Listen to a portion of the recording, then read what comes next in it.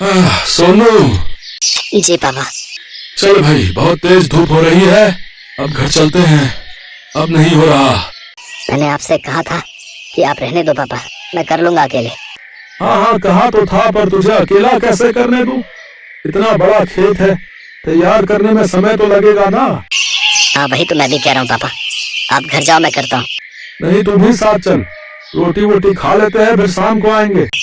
पर पापा तब तक तो अंधेरा हो जाएगा, आप चलो ना, मैं आता हूँ। अरे जिद मत कर, चल मेरे साथ, आज की छुट्टी मान ले। अरे पापा, किसान की छुट्टी कभी नहीं होती। अरे मैंने कह दिया ना, तो हो गई आज छुट्टी, अब चल मेरे साथ। ये कहानी इन्हीं के छोटे से परिवार की है। किशन अपनी पत्नी गंगा, बेटे सोनू और बेटी मोना के साथ एक गांव में रहता था। गांव की आबादी ज्यादा नहीं थी, तो सभी के घर काफी दूर दूर बने हुए थे। खुद किशन का छोटा सा घर भी उसके बड़े से खेत के बीचों बीच बना हुआ था। फिर घर पहुंचकर आ गए दोनों, चलो आ जाओ, मैं खाना लगाती हूँ। वैसे खेत का काम पूरा हो गया। कहाँ माँ? पापा कहने लगे कि आज छुट्टी है, तो मुझे भी अपने साथ छुट्टी मनाने ले आए। छुट्टी मतलब? अरे गंगा, बाहर निकल कर देखो, कितनी तेज धूप है। में से कोई बीमार पड़ गया तो और मुसीबत। अच्छा मोना कहाँ गई? वो कुएं से पानी लेने गई है। पिताजी कितनी बार कहा है आपसे, एक नल लगवा लो ना। पहले माँ और अब बेचारी मोना कितनी दूर से पानी भर कर लाती है हमारे लिए। तो क्या हो गया बेटा, तुम दोनों भी तो कितनी मेहनत करते हो हमारे लिए। हाँ माँ, पर नल तो होना ही चाहिए ये ना। ठीक कह रहा है तू। अच्छा चल, इस बार की फसल बिक जाने दे, अब की बार सबसे पहले नल खुदवाऊंगा। किशन से वादा लेकर सोनू के चेहरे पर संतोष था और वो खाना खाने लगा। तभी खाना खाते हुए, अच्छा मैं क्या कह रही थी सोनू के बापू, हाँ बोलो ना गंगा। इसकी शादी वादी करनी है कि नहीं? हाँ हाँ करेंगे ना, वो बढ़िया से करेंगे। रहने दो पिताजी, इतनी परेशानियाँ क्या कम है जो एक और मोल ले लो। पत्नी परेशानी नहीं होती पगले, वो तो परेशानी से बाहर निकलने का जरिया होती है। देखना, बहू आ जाएगी तो किस्मत खुल जाएगी हमारी। हाँ भैया, माँ सही कह रही है। कह तो ऐसे रही हो माँ, जैसे वो आएगी तो आसमान से पैसा बरसने लगेगा। पहले कुछ पैसे वैसे इकट्ठा कर लें, फिर सोचेंगे इसके बारे में। ऐसे ही कई महीने बीत गए। किशन की फसल पककर तैयार थी। इस बार किशन की अच्छी फसल हुई थी। फसल से किशन को अच्छे पैसे भी मिले थे, तो वादे के मुताबिक किशन ने सबसे पहले घर में एक हैंडपंप खुदवाया और फिर उसी शाम। हाय कितना मीठा पानी आ रहा है। सोनू के बापू, ये काम आपने अच्छा कर दिया। अब सुनो, इससे पहले कि कोई और बड़ा खर्चा आए, सोनू का ब्याह भी कर दो और उसके लिए कमरा भी बनवा दो। ना माँ, अभी तो। चुप कर, तूने कहा था ना कि पहले नल फिर बहू। ले अब लग गया नल, अब तू कुछ नहीं बोलेगा। माँ की बात सुनकर सोनू चुप हो गया। फिर उस दिन से ही गंगा और किशन ने सोनू के लिए लड़की देखना शुरू कर दिया। और फिर क्या हुआ माँ, बात बनी? हाँ बन गई भाई, मुझे तो लड़की बहुत अच्छी लगी। राधिका नाम है उसका, पढ़ने लिखने में बहुत तेज है, पर क्या माँ? उसके बाबा की तबीयत सही नहीं रहती, माँ है नहीं, लेकिन मुझे तो बहुत अच्छी लगी। देखने में भी बड़ी प्यारी है। हाँ, और मुझे तो बहुत समझदार भी लगी। हम तो हाँ कर आए हैं, अब तो शादी की तैयारी करो भाई। कुछ दिनों के बाद सोनू की शादी राधिका से हो गई। राधिका ने ससुराल आते ही घर का सारा काम संभाल लिया। इस छोटे से परिवार में खुशियां ही खुशियां थी। फिर एक दिन, माँ जी, अपना गांव तो बहुत छोटा है, यहाँ तो कुछ ही घर दिखते हैं। हाँ बेटा, शुरू से ऐसा ही है ये गांव। राम राम सबसे है, लेकिन किसी से कोई ज्यादा मतलब रखता नहीं है। सब अपनी अपनी खेती करते हैं और खुश रहते हैं। माँ जी, हाईवे कहाँ को जाता है? दिल्ली की तरफ जाता है बिटिया। आप कभी गई हो दिल्ली? हाँ, एक बार तेरे बापू ले गए थे मेरे इलाज के लिए। बहुत चौड़ी सड़क है भाई, बस वाले ने सर्र भगा दी बस। इसका मतलब दिल्ली ज्यादा दूर नहीं है यहाँ से। हाँ, पर तू क्यों पूछ रही है? नहीं नहीं, कुछ नहीं, बस ऐसे ही। गंगा समझ नहीं पा रही थी कि राधिका के मन में क्या खिचड़ी पक रही थी। ऐसे ही वक्त बीतता गया। फिर एक दिन किशन और सोनू सिर पकड़े बैठे थे, तभी राधिका चाय लेकर आई। क्या हुआ पापा, कोई परेशानी है क्या? हाँ बेटी, इस बार बड़ी विपत्ति आन पड़ी है। अब की बार बारिश बहुत कम हुई है, सारी फसल सूखने लगी है। बेचारा सोनू नल से बाल्टी भर भर कर फसल सींच रहा है, ताकि हमारे परिवार के लायक तो कम से कम अनाज निकल ही आए। पर पिछले साल तो खूब बारिश हुई थी। हाँ राधिका, तब इतनी बारिश हुई थी कि आधी फसल गल गई थी। खेती किसानी की यही समस्या है, बारिश कम हो तो दिक्कत और ज्यादा हो जाए तो दिक्कत। भगवान जाने क्या होगा आगे। मोना की शादी भी तो करनी है और जब पैसे ही नहीं जुड़ेंगे तो फिर कैसे होगा सब। भरोसा रखो गंगा, सब ठीक हो जाएगा। अपने परिवार को परेशान देख राधिका भी दुखी हो गई। वो अब अपने परिवार की मदद करने के बारे में सोचने लगी और फिर पापा एक बात कहनी थी आपसे। हाँ बेटा, बोलना, क्या बात है? मोना की शादी के लिए कितने पैसे चाहिए आपको? क्यों, ऐसे क्यों पूछ रही है बेटी? बताइए ना पहले। कम से कम 5 लाख तो होने ही चाहिए। 3 के आसपास तो जमा है बैंक में, लेकिन 2 लाख का इंतजाम कैसे होगा पता नहीं। मेरे पास एक उपाय है, अगर आप लोगों को ठीक लगे तो। हाँ हाँ बोलो ना राधिका। देखिए, आजकल ना ये शहर वालों को फार्म हाउस वेडिंग और फार्म हाउस पार्टी का बड़ा चस्का है। हमारा खेत हाईवे से लगा हुआ है, दिल्ली भी दूर नहीं है, तो बस हमें हाईवे से खेत तक का रास्ता ठीक करना है, लकड़ी से खेत की बाउंड्री करनी है और कुछ चारपाइयाँ और सजावट का काम करना है और एक अच्छा सा नाम सोचकर एक बोर्ड लगाना है। बेटा, मुझे तेरी बात कुछ कुछ समझ में आ रही है। इस सब के लिए पैसे कहाँ से आएंगे? वो 3 लाख रुपए हमारे काम आएंगे और अगर धंधा चल निकला तो मोना की शादी हम धूमधाम से करेंगे। मुझे भी ये आइडिया बढ़िया लग रहा है। अगले ही दिन से पूरा परिवार राधिका के कहने पर काम में जुट गया।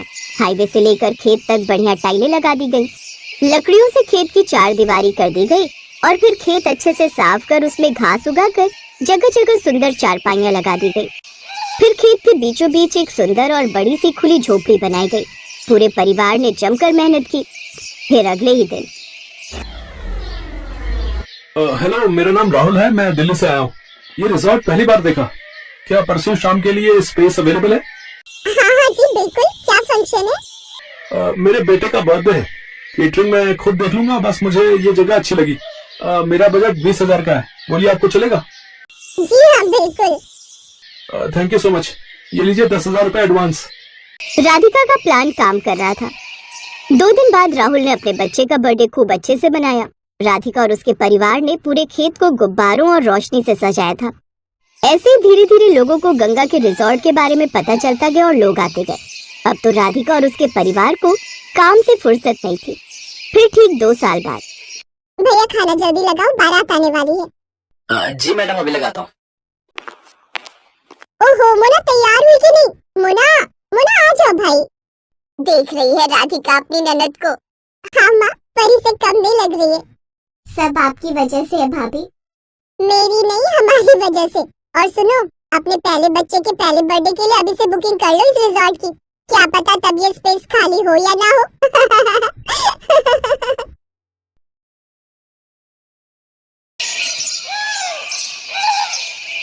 विदाई के वक्त सिमरन अपने पिता से लिपट कर खूब रोती है।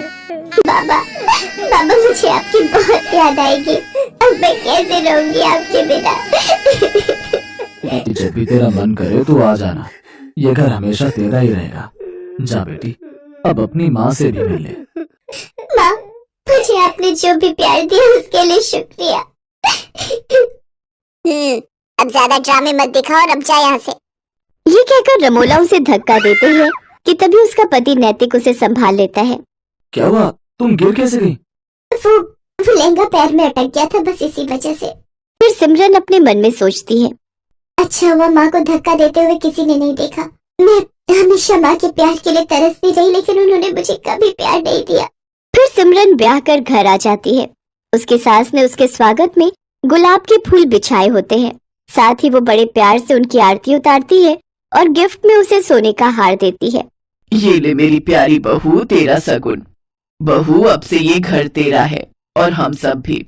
तुझे कुछ भी चाहिए होगा या किसी काम में मदद चाहिए हो तो हमें कहना। अच्छा, अब तुम दोनों थक गए होंगे, थोड़ी देर आराम कर लो, बाकी की रस्में फिर करेंगे। शुक्रिया माँ जी। सिमरन नैतिक के साथ कमरे में चली जाती है और आराम करती है। फिर दिन के 1 बजे उसकी नींद खुलती है। ओह गॉड, कितनी देर हो गई। मेरी पहली रसोई की रस्म भी अभी बाकी थी। माँ जी तो बहुत गुस्सा करेंगी। सिमरन जल्दी से बाथरूम की तरफ जाती है, लेकिन बाथरूम से नहाकर निकल रहा नैतिक सिमरन से टकरा जाता है और सिमरन फिर गिरने वाली थी कि तभी वो उसे संभाल लेता है। इतने में उनके कमरे में सिमरन की सास कमला आ जाती है। अरे बच्चों, ये क्या कर रहे हो? कम से कम दरवाजा तो बंद कर लेते। माँ, ऐसा कुछ नहीं है, वो तो बस हम टकरा गए थे। कोई नहीं बच्चों, अभी तो तुम्हारे दिन है खेलने कूदने के। चलो अच्छा, अब तुम दोनों फ्रेश होकर नीचे आ जाओ, खाना लग गया है टेबल पर। माँ जी मुझे माफ कर दीजिए, मेरी आंखें नहीं खुली। कोई बात नहीं बेटी, मैं समझती हूँ, शादी की थकान होगी अभी शरीर में। अपनी सास की बात सुनकर सिमरन सोचती है, माँ जी ने तो मुझे बिल्कुल भी नहीं डांटा, लेकिन जब मैं अपने घर पर एक बार लेट उठी तो माँ ने क्या हाल कर दिया था मेरा। हे भगवान, सुबह के 9 बज गए और ये अभी तक सोई पड़ी है। इतने बजे तक सोती रहेगी। अरे घर के काम धाम नहीं करने क्या? तेरे पापा का टिफिन और घर की साफ सफाई कौन करेगा? चल अब उठ। माँ मेरी तबीयत ठीक नहीं है और बुखार सा भी लग रहा है। तू ऐसे नहीं मानेगी। रमोला बस भी करो, आखिर तुम कितना कठोर बनोगी मेरी बेटी के साथ। मैं जानता हूँ कि तुमने उसे जन्म नहीं दिया, लेकिन कभी तो उस पर झूठी ममता दिखा दिया करो। आप चुप रहिए जी, मैं जो कर रही हूँ इसकी भलाई के लिए कर रही हूँ। कल को ये ससुराल जाएगी, वहाँ बीमार होगी तो क्या वो इसका बहाना सुनेंगे? नहीं ना, अभी से इसे तैयार कर रही हूँ। ठीक है, लेकिन उस बेचारी के साथ जरा ठीक से पेश आया करो, आखिरकार वो हमारी इकलौती बेटी है। तभी नैतिक सिमरन से कहता है, सिमरन कहाँ खो गई? चलो तैयार हो जाओ। हाँ हाँ। कुछ देर बाद सिमरन तैयार होकर नीचे आ जाती है, जहाँ उसकी सास उसकी नजर उतारती है। थू थू थू थू, मेरी बहू को किसी की नजर ना लगे। मेरी प्यारी बहू, अब खाना खा ले। वो सब मिलकर खाना खाते हैं। फिर सिमरन प्लेट उठाने लगती है तो उसके हाथ से एक प्लेट नीचे गिर जाती है और टूट जाती है। माँ जी मुझे माफ कर दीजिए, वो मैं कोई बात नहीं बहू। अरे क्या हुआ बहू, तू इतना घबरा क्यों रही है? कुछ भी तो नहीं हुआ, बर्तन है, टूट गया तो क्या दूसरा आ जाएगा? नहीं माँ जी, वो मैं सचमुच, मुझे माफ कर दीजिए। मैं बहुत गड़बड़ करती हूँ, मुझे मत जलाइए, मत मारिए। करम चली, तूने ये नया कप तोड़ दिया, मेरा नुकसान कर दिया। अब देख मैं क्या करती हूँ। रमोला चूल्हे में से गरम लकड़ी निकालकर सिमरन के हाथ पर लगा देती है। सिमरन जोर जोर से चिल्लाती है, मत जलाइए मुझे, मत जलाइए। नैतिक जल्दी से सिमरन को गले से लगा लेता है। क्या हुआ? कौन जला रहा है तुम्हें? बहू क्या हुआ, मुझे बता। माँ जी एक बार मुझसे ऐसे किसी का कप टूट गया था तो उसने मुझे जला दिया था। लेकिन हम तुझे ऐसी कोई सजा नहीं देंगे। तू मेरे पास आ और मेरे गले लग जा। मेरी बच्ची, यूं घबराते नहीं। ऐसे दिन गुजरते हैं। कमला अपनी बहू को बहुत प्यार करती थी। वो उसे किसी भी गलती के लिए डांटती नहीं थी, वो उसे प्यार से समझाती थी। कमला अपनी बहू के लिए कुछ न कुछ खाने के लिए बाजार से लाती रहती या नए नए कपड़े उसके लिए बनवा देती। अपनी सास का ऐसा प्यार देख सिमरन की आंखें खुशी से भीग जाती थी।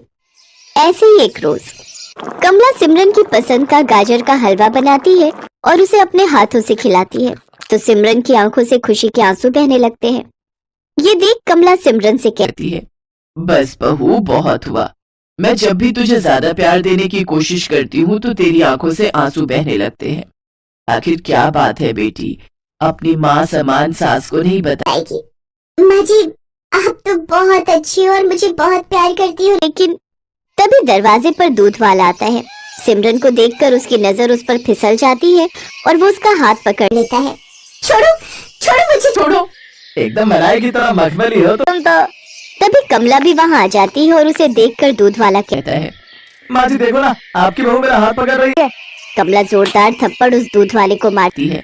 नास बेटे, तू मेरी बहू पर इल्जाम लगाएगा, उसे छेड़ेगा। ये ले। कमला उसे मारकर वहाँ से भगा देती है।